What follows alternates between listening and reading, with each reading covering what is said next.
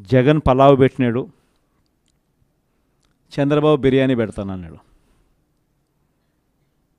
చంద్రబాబు నమ్మి ఓటేసినారు.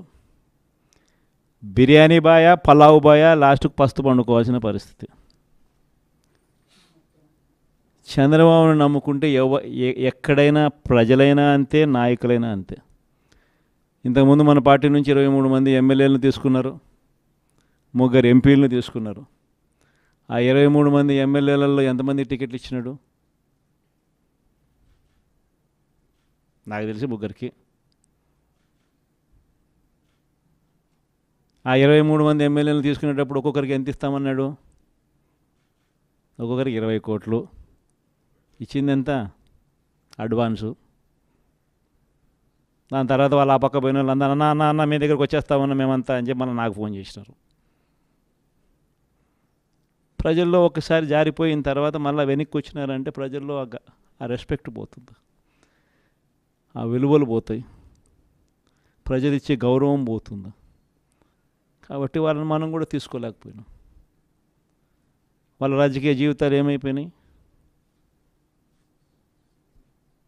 అందరూ సున్నాలు అయిపోయి ఇంట్లో కూర్చొని ఉన్నారు. ప్రతి ఒక్కరూ కూడా ఈ విషయాలన్నీ గుర్తుపెట్టుకోండి. రాజకీయాలలో ఎప్పుడూ షార్ట్ కట్ ఉంటుంది, లాంగ్ కట్, దూరం దారి ఉంటుంది, షార్ట్ కట్ ఉంటుంది. షార్ట్ కట్ ఎప్పుడు తీసుకోవద్దండి.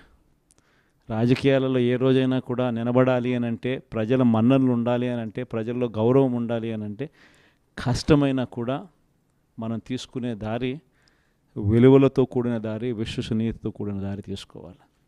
ఇదే నేను పాటిస్తాను. నేను మీ అందరి దగ్గర నుంచి కూడా ఇదే ఉండాలని ఆశిస్తాను. వైఎస్ఆర్సీపీ కార్యకర్త ఏదైనా కానీ ప్రజలు లేకపోతే కాలర్ ఎగరేసుకొని చెప్పాలి, పలాని మాట చెప్పినాం, పలాని మేము నెరవేర్చినాం అని చెప్పి. మాలో అబద్ధాలు ఉండవు, మాలో మోసాలు ఉండవు, మాలో కల్ముషం ఉండదు అని చెప్పి. అది వైఎస్ఆర్సీపీ కార్యకర్త.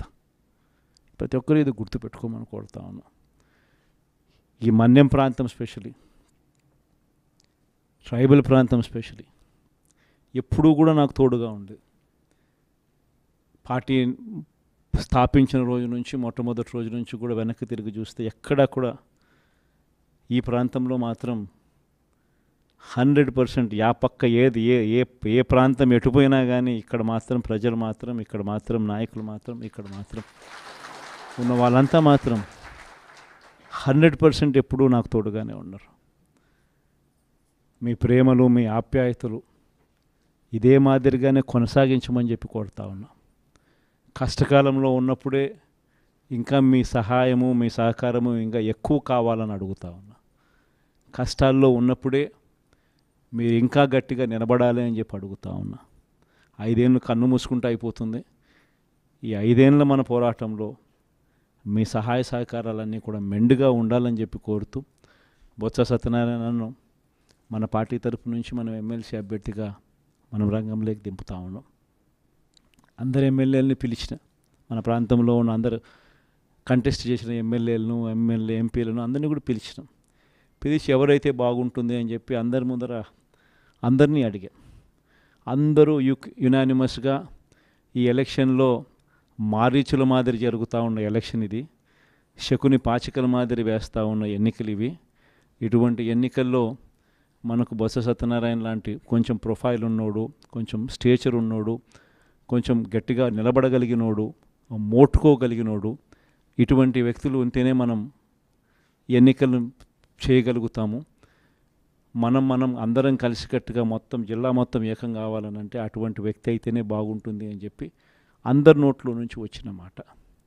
అందరి నోట్లో నుంచి వచ్చిన ఆ మాట ప్రకారము మనం కూడా నిజంగానే ఇటువంటి కష్టకాల పరిస్థితులు, ఎందుకనంటే కష్టం లేనప్పుడు, అధికారంలో మనం ఉన్నప్పుడు ఎవరిని కావాలంటే వాళ్ళను పలానోడు ఎమ్మెల్సీ అంటే పలానా ఎమ్మెల్సీ అని సంతకం పెట్టేసి నేను ఇక్కడి నుంచి పంపించేసేస్తే ఆ ఎమ్మెల్సీ కింద వాళ్ళు ఎన్నికైపోయే పరిస్థితి.